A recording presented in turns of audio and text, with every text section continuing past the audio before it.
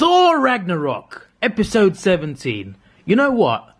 I love the colour scheme. Not just the cover, but the colour scheme of the movie as a whole is really good. It's like the most colourful movie in Marvel Universe, which is great. But yeah, let's talk about it. And we'll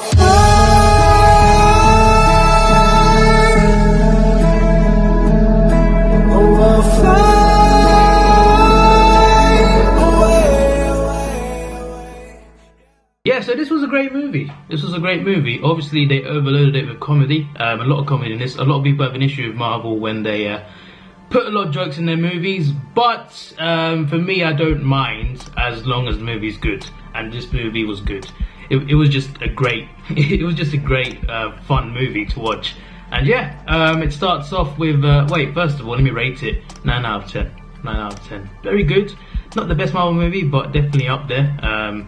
Although sometimes the jokes were too much, like there were a few serious moments which had jokes at the end, and I felt that wasn't needed. But the comedy was fine. I could look past it because a lot of it was funny, to be fair. You get the first opening scene with Thor and Surtur. Surtur obviously is a prophecy that he will destroy Asgard, and Thor has that battle sequence. That's a cool battle sequence. It's just so cool. And then Thor finds out that Loki is posing as Odin on Asgard. Obviously, at the end of Thor: The Dark World, Loki's taken over Asgard. He's disguised as Odin, and he sent Odin to Earth.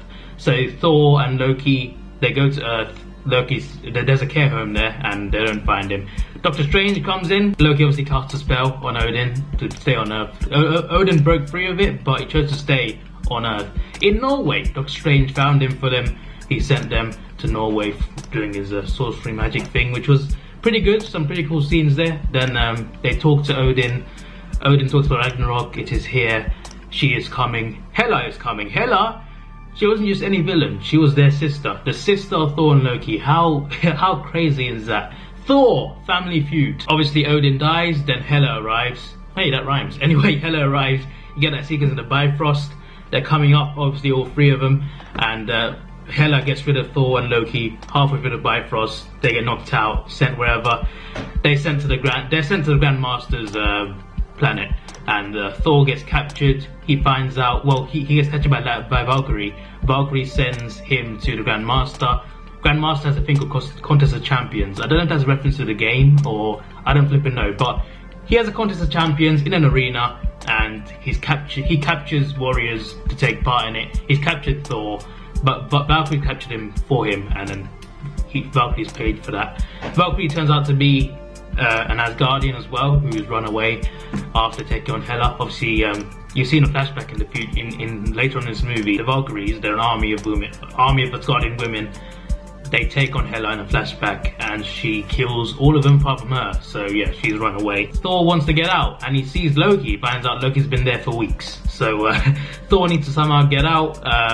And Grandmaster says, if you can beat my champion, then you are free to leave. And yeah, the champion turns out to be Hulk, and that is crazy. Before that, you meet Korg. Korg is a cool character played by the director. Korg was definitely one of the highlights of this movie. He was just awesome. He was funny. He was badass. He was cool. He was damn cool. Forgot to mention, Hela broke Thor's hammer. Why did I forget to mention that?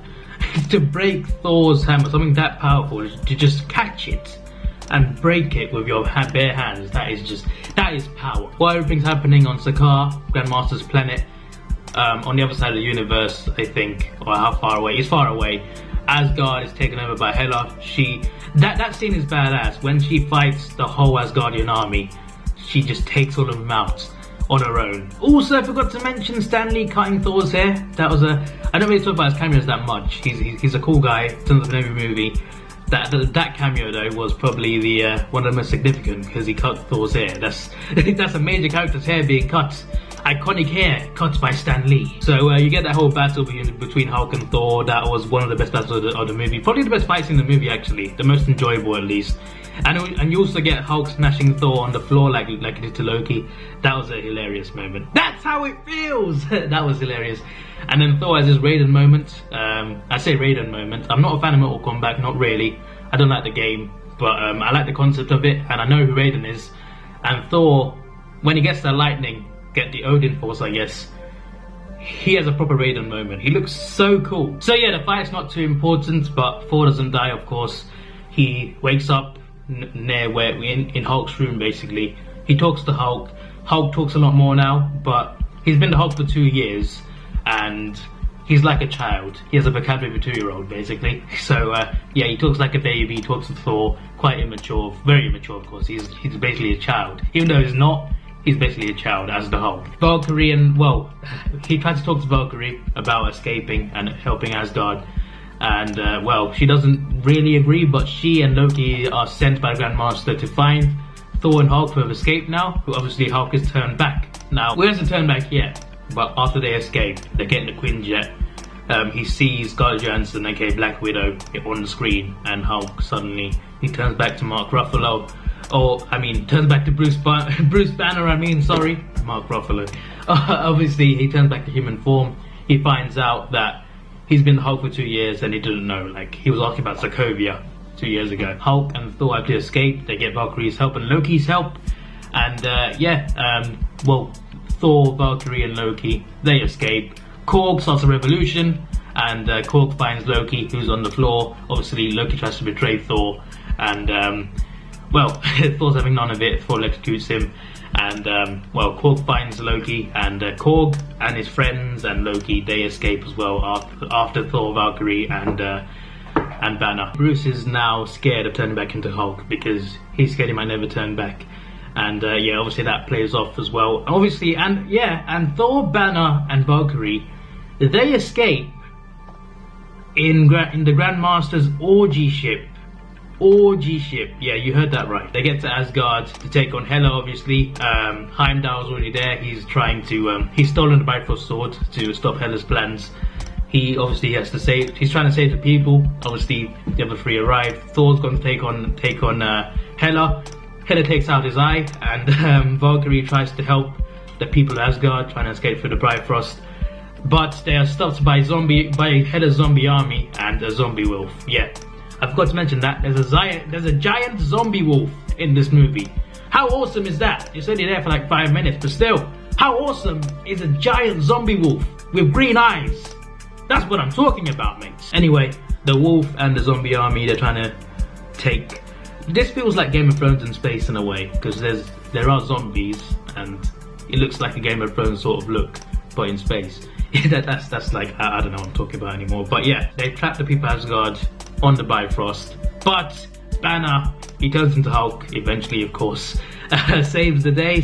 I mean, he takes on the wolf. Hulk fighting a massive zombie wolf is kind of awesome. Even though it's only for like 2 minutes, it's still awesome to see. Like, it wasn't even 2 minutes, it was like 30 seconds, but it was still like, I wish it was longer, but it doesn't need to be longer, but still, it was pretty cool seeing him take on a giant zombie wolf. And then Korg and his friends and Loki, they arrive on Asgard. Loki is not all bad. I mean, he is still evil. I mean, he's done a lot of evil things, but he cared enough to come back to Asgard and help the people escape. And yeah, him, Korg and friends, they all help try and fight off the zombie army, but Hela's obviously so powerful. Thor lost an eye. I think I mentioned that.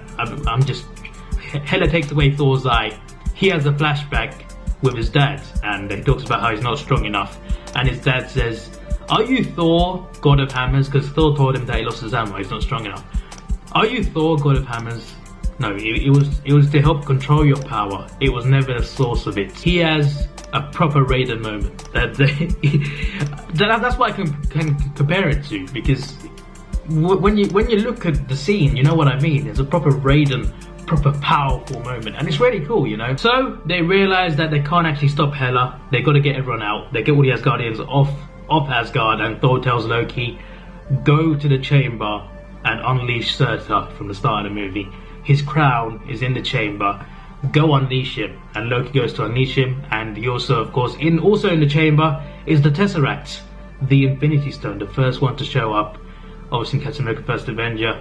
Loki sees it, you don't see him take it, but you just know he took it. But yeah, anyway, he sets up Surtur, he unleashes Surtur, and the final battle is not really Thor trying to take on Hela. It's Hela versus Surtur in a way. Hulk tries to fight Surtur, and Thor's like, no!